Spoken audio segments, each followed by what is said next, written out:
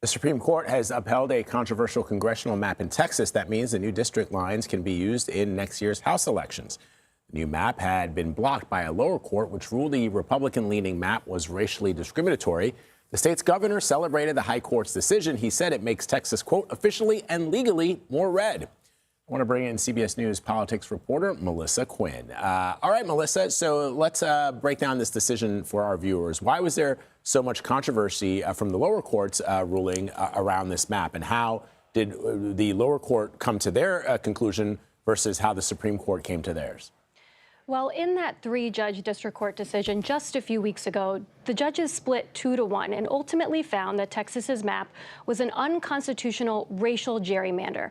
And what the two judges in the majority there found was that Texas state lawmakers effectively set racial targets when they set out earlier this summer to redraw those district lines and then followed those racial targets, which the district court said was unconstitutional. The Supreme Court, however, in what appears to be a 6-3 decision along ideological lines, blocked that district court decision and said Texas can now use that new congressional map in next year's midterm elections. Now, what the court's majority found was that the lower court here made several errors that they said were, quote unquote, serious. And one of those had to do with the timing of the district court's decision, which it said came down way too close to the election. The court's majority said in its unsigned order that the district court here effectively interfered in an ongoing primary in Texas.